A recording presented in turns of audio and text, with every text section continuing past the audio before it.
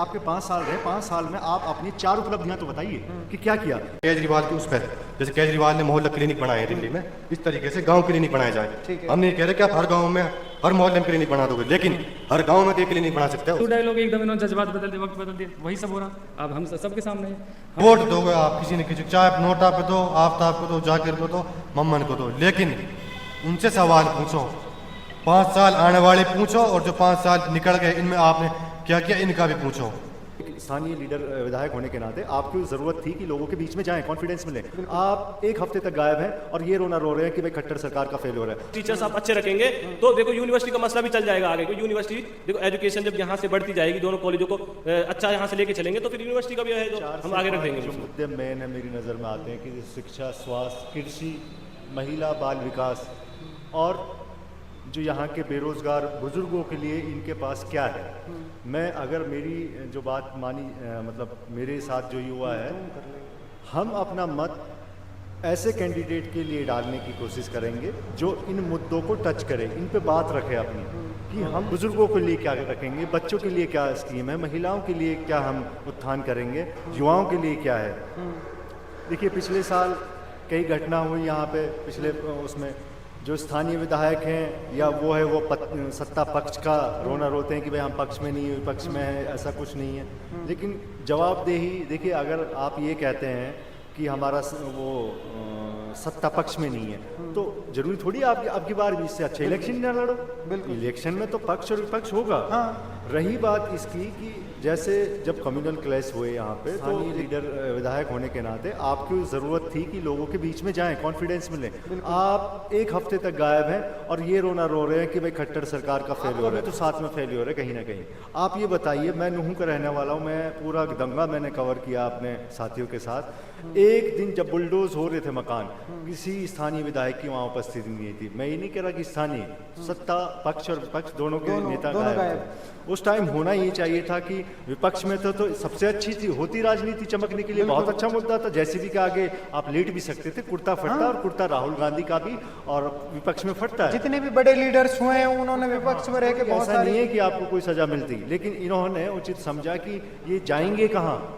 जो मैं सोचता हूँ ना कि जितना नुकसान होगा ये कौम, ये लोग हमारे पास ही भागे भागे आएंगे। अभी एक जो यहाँ की राजनीति है वो इसी पे टिकी हुई है कि हमारे जो युवा हैं, बुजुर्ग हैं, वो पहाड़ों में सोना, उनका रिश्तेदारियों में भागना, वो किसी को मतलब उनको बेहतरीन लग रहा है कि भाई ये इसके बदले में हम वोट पड़ेंगे। भाई आपके 5 साल रहे, 5 साल में आप अपनी 4 उपलब्धियां तो बताइए कि क्या किया।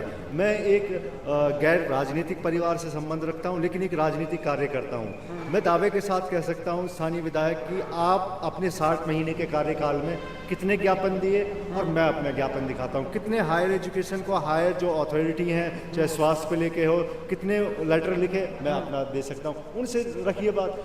लोगों के बीच में जो ट्रांसपेरेंसी लाएगा, भाई जनता को पता होनी चाहिए ना हमारा नेता कर क्या रहा है। हमारे नेता ने एक्सरे मशीन के लिए क्या किया।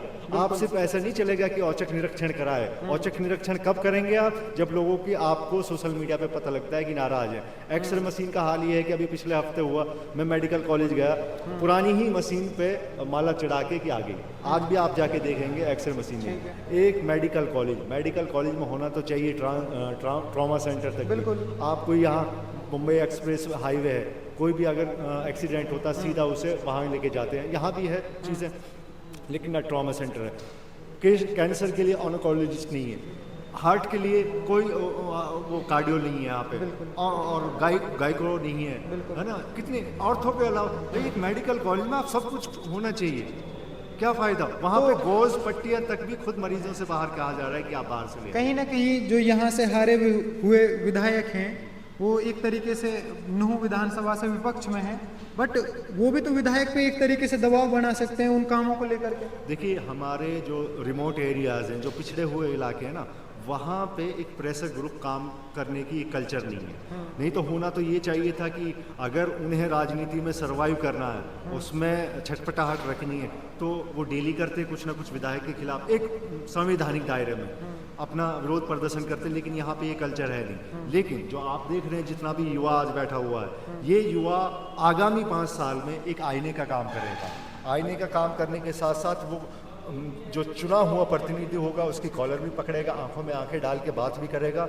और मैं आपको आपके माध्यम से, चैनल के माध्यम से बताना चाहूँगा कि मैं भी एक प्रत्याशी था, किन्हीं कारणों से, किन्हीं समझ की वजह से मैं इलेक्शन अब की बार नहीं लड़ रहा हूँ। लेकिन हमने ये सोचा हुआ है कि हमारे पास मुख्य फासिस्ट दल को हम हटा रहे हैं, 2 मुख्य दल बच जाते हैं, इनेलो और कांग्रेस। ठीक है। हमारा जो युवा है, जो युवा की एक संख्या 30 से 40 हज़ार की जो न्यू विधानसभा में संख्या है, वो युवा जिसको भी समर्थन देगा, जिसको भी वोट डालेगा, वो जता के डालेगा, एहसान करते हुए डालेगा, जलील करते हुए वोट डालेगा। उसकी कोई बात सुनेगा, कोई भी प्रत्याशी हो, उसके लिए हम समर्थन देंगे। बिल्कुल, जिस भी प्रतिनिधि को आप चुन रहे हो उसकी जवाबदेही तो तय होनी चाहिए। ये तो सभी जगह होता है और होनी भी चाहिए, क्योंकि आप इलाके की नुमाइंदगी करने जा रहे हो। अगर आप जवाबदेही नहीं हो तो फिर जनता कैसे विश्वास देता है? बिल्कुल, इसी संदर्भ में अगले 2 से 3 दिन में एक युवाओं की महापंचायत, जिसमें हजारों लोग होंगे शामिल, और हम सबको इनवाइट करेंगे, खासतौर पे युवाओं को। मैं ये नहीं कह रहा कि मैं किसी को ये नहीं कहने बुला रहा हूँ कि उन्हीं के पक्ष में लॉबिंग करनी, नहीं। हम कोई भी कैंडिडेट होगा, एक जनमानस से, युवाओं से राय मशवरा करके कि कोई भी कैंडिडेट है, हम उसको क्यों समर्थन दें। अभी तो ये चल रहा है कि सरपंचों से ले लिए सरपंच, लेकिन सरपंचों के पास कोई वोट नहीं होते, वो गांव तक सीमित है। युवा जो है बैकबोन है, और ये सब नेता माने हुए हैं, तभी उन्होंने अपनी पीढ़ी लॉन्च की हुई है युवाओं करके।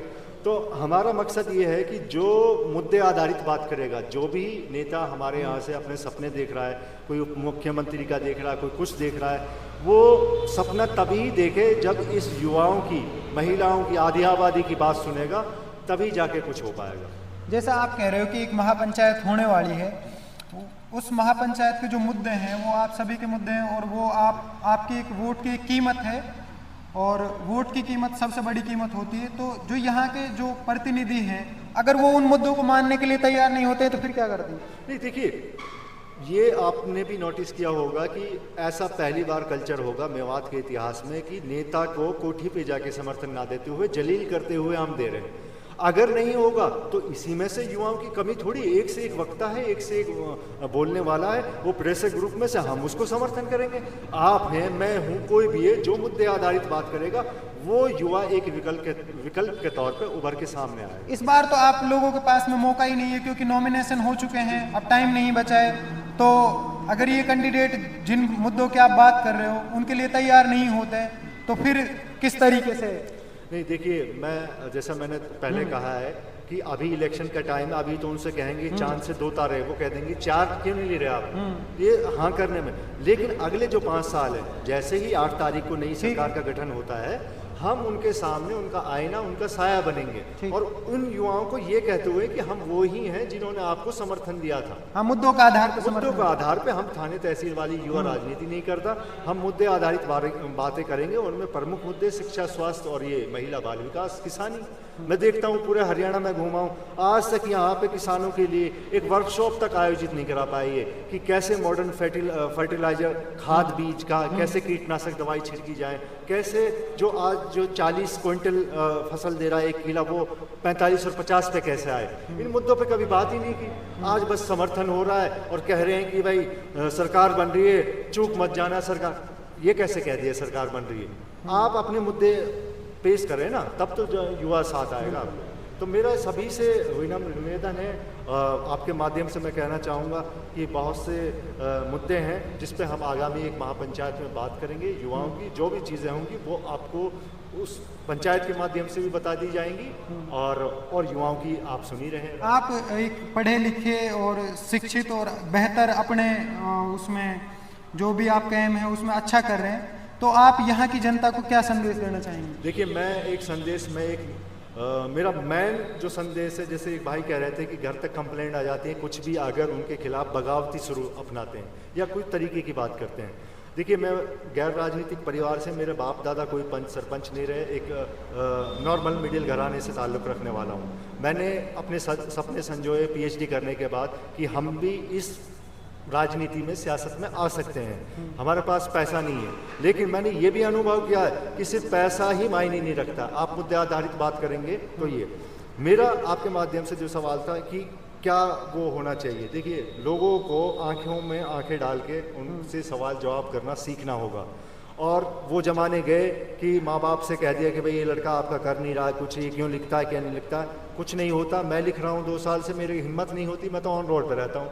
तो सबको ना निडर होके, देखिए आप कितना ही पढ़ लें, आपकी सामाजिक उपलब्धि यही कहलाई जाएगी कि आपने समाज के लिए दिया क्या। नहीं तो जॉब तो आप कहीं भी कर सकते हैं, प्राइवेट। अब मैं हूँ, मैं PhD करके जॉब करने को मैं एक सिक्योरिटी गार्ड की भी ले सकता हूँ, है ना। तो सवाल जॉब का नहीं है, सवाल ये है कि जो आने वाली जनरेशन है उसको क्या हम हिसाब देंगे। आज आपसे भी मुझसे भी जब दिल्ली जाते हैं ना और नाम हम कह देते हैं मेवात से, तो वो कहते हैं कि यार आपका मेवात तो ये है और ये है, गलत नामों से जाना जा रहा है। तो मेरी सब युवाओं से अपील यही है कि आप लोग बढ़ चढ़ के हिस्सा लें, संवैधानिक दायरे में, मर्यादित भाषा में, और सिलेक्शन जो वर्ड्स का है उनके थ्रू तरीके से आप बात कीजिए, कोई कुछ नहीं। यहाँ पे नशा बहुत ज़्यादा बड़े लेवल पे बढ़ रहा है और साइबर क्राइम बहुत बड़े लेवल पे बढ़ रहा है। तो जो यहाँ के जो युवा हैं वो उसमें बहुत ज़्यादा सम्मिलित हो रहे हैं, तो उन लोगों को क्या संदेश देंगे कि उससे कैसे बचा जाए? इस पे बहुत लंबा एक डिबेट हो सकता है कि क्यों हमारा युवा गलत कामों की तरफ जा रहा है। सबसे पहले जब जिस इलाके में मैं लिटरेसी रेट 55 के आसपास है, मैं उसे कहूँगा 15। लिटरेसी जो सरकार गिनती है वो साइन करने को मानती है और साइन कोई भी कर देता है। मैं लिटरेट उसे समझता हूँ जिसके अंदर जो एक अवेयर हो, बाखबर लोग हो। हमारे यहाँ पे जो गलत रास्ते में जो युवा जा रहे हैं ना, ऐसा नहीं है कि उसे वो एक तरीके से प्री प्लान हो रहा है उन्हें। और आप क्या करते हैं थोड़ा बताएं? मैं जामिया से, वही मास्टर्स चल रही है और ग्रेजुएशन भी जामिया से हुई है और बाकी सोशल एक्टिविस्ट है।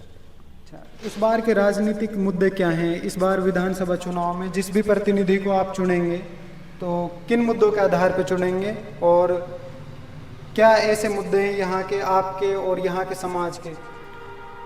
हमारे मुद्दे तो देखो सैकड़ों होते हैं, लेकिन कुछ होते हैं मुख्य मुद्दे, जैसे कि रोड चाहिए ही चाहिए।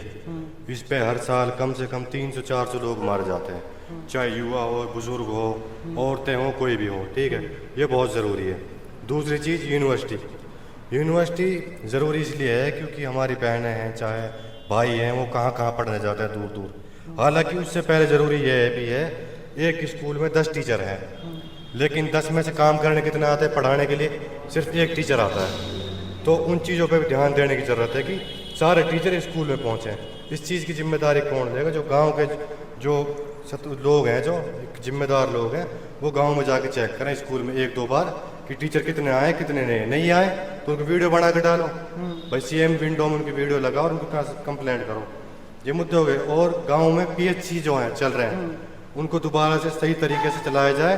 और जिस गाँव में नहीं है उस गाँव में जैसे केजरीवाल ने मोहल्ला क्लिनिक बनाए हैं दिल्ली में, इस तरीके से गांव क्लिनिक बनाए जाए। हम नहीं कह रहे कि आप हर गांव में, हर मोहल्ले में क्लिनिक बना दोगे, लेकिन हर गांव में तो एक क्लिनिक बना सकते हो। बिल्कुल। छोटी बीमारी, बुखार हो गया, छोटी मोटी चोट लग गई, इनके लिए भाई, बड़ी बीमारी के लिए ठीक बड़े हॉस्पिटल में जाएंगे, हर गाँव में ये बनाए जाएँ। ये मुद्दे हो गए।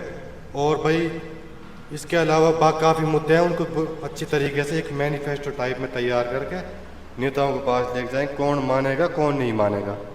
अगर ये मुद्दे हमारे पूरे नहीं करते हैं, जो भी हमारे बड़े बड़े मुद्दे रहेंगे जरूरी, चाहे वो शहर की निकासी हो, कुछ भी हो, अगर ये मुद्दे हमारे पूरे नहीं कर पाते हैं तो नेक्स्ट टाइम सिर्फ नूह की बात नहीं, नूह, जिरका, पुनाना, हतीम और सोहना, यहाँ से हम नए यूथ लेकर आएंगे अलग अलग। ऐसे नहीं है कि भाई पारिवारिक राजनीति चलती आ रही है, उन्हीं गुलाम बनते जा रहे हैं। मैंने एक चीज़ देखी है कि भाई विधायक का बेटा छोड़ो, उसके जो पोते हैं उनके पेज बना रखे हैं, फलाना fan page, ढिंका fan page.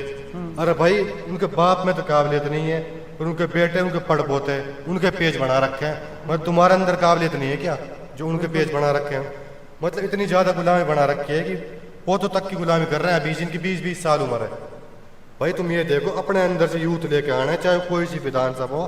5 seat है मेवात की, अगर 5 सीटों पर अच्छे से काम नहीं होता है तो हम अपने अंदर से, युवाओं के अंदर, चाहे पैसे से हो और चाहे ताकत से हो, हर तरीके से उनका साथ देंगे और अपने बीच से युवा लेकर आएंगे।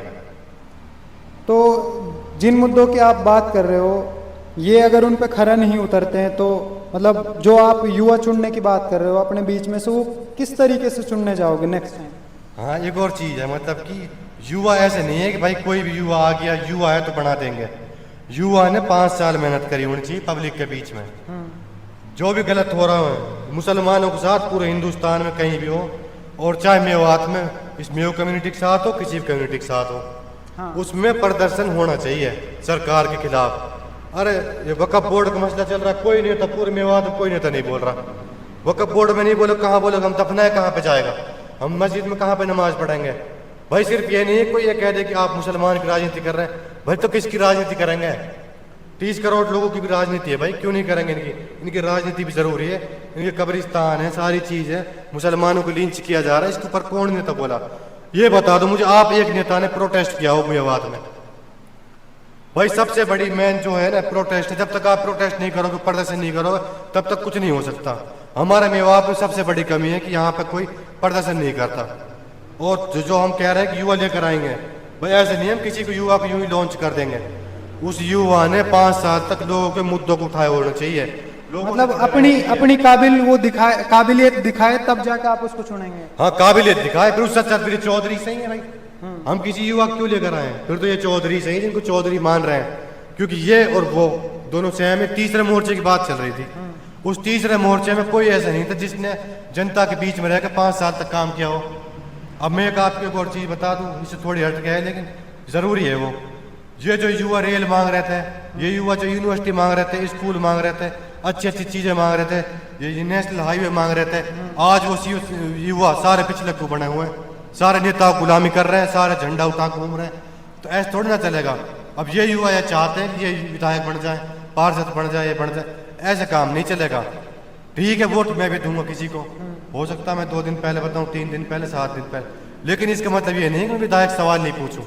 हम क्या सोचते हैं कि मैंने जाकिर को वोट दे दी, मैंने आफ्ताब को वोट दे दी, इलियास को दे दी, मम्मन को, तो मैं अब इसका गुलाम हूँ, मैं इसके खिलाफ नहीं बोल सकता। भाई इसके खिलाफ बोलूंगा तो मैं गलत हूँ।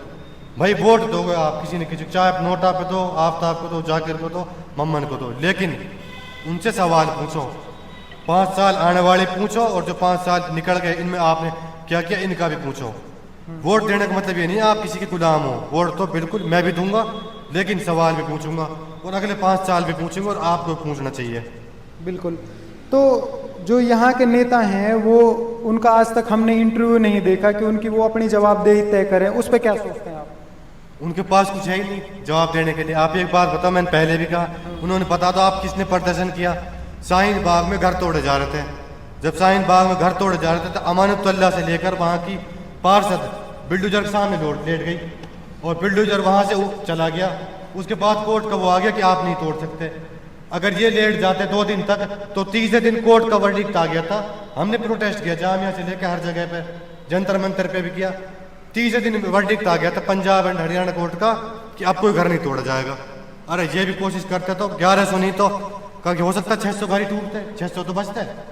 हम ये नहीं कहते कि 100% आप रोक लोगे, हो सकता 600 घर, अरे 100 घर भी बचते, 100 का तो फायदा होता। इन्होंने तो कोई कोशिश ही नहीं की।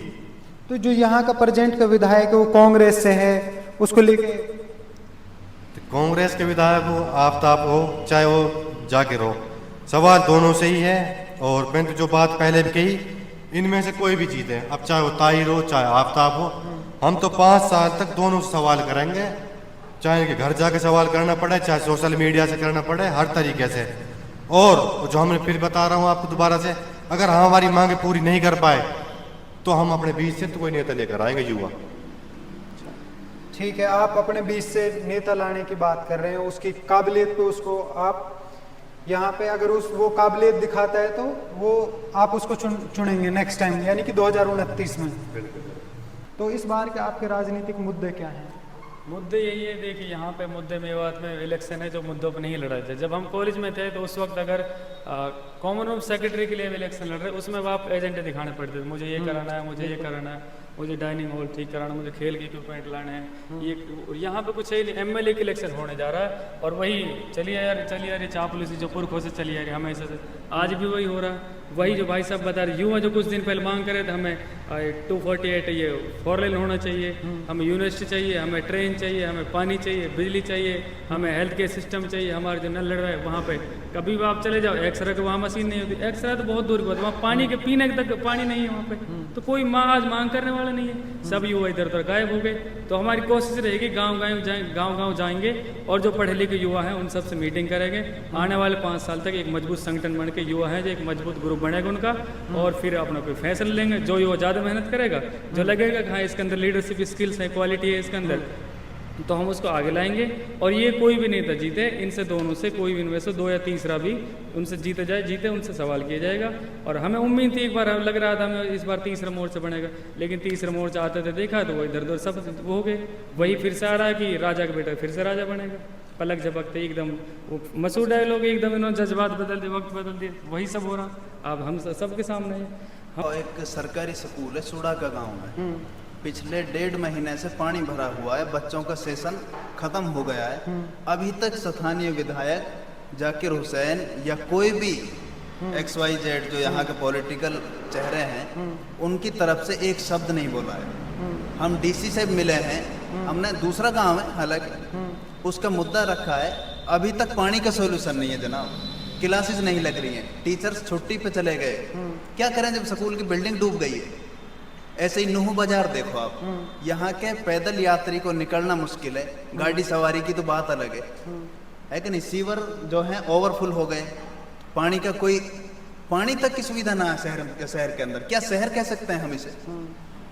तो ये सब मुद्दे हैं और इंशाल्लाह जैसे हमारे भाई साहब ने कहा कि महापंचायत करेंगे युवाओं की, तो उम्मीद है हमें कि वहाँ पे पॉजिटिव लेके हम जो भी मुद्दे हैं अपने जो कैंडिडेट्स हैं उनके सामने रखेंगे। और उम्मीद तो यह है कि वो एग्री होंगे और वो अपनी कहेंगे कि भाई हम इनको, जैसे अभी हमें लगा कि जैसे ताहिर हुसैन ने, देखिए मैं किसी के पॉलिटिकल फेवर में नहीं जा रहा हूँ, लेकिन एक बात करूंगा, उसने कहा कि अगर मैं विधायक बनता हूँ 1 साल के अंदर अगर मेडिकल की दिशा और दशा नहीं बदली तो मैं विधायक पद से इस्तीफा दूंगा। तो ऐसे ही आफ्ताब जी को कहना चाहिए, तो जवाबदेही तो बनती है।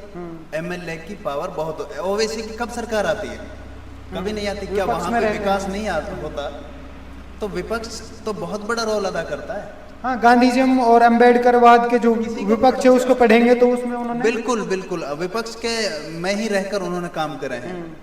और भाई हम तो देखो इंशाल्लाह पॉजिटिव उम्मीद करते हैं कि अब युवा जो है वो पिछलग्गू राजनीति ना कर से, न वोट कर से, वो मुद्दों की राजनीति पे वोट करेगा। ठीक है।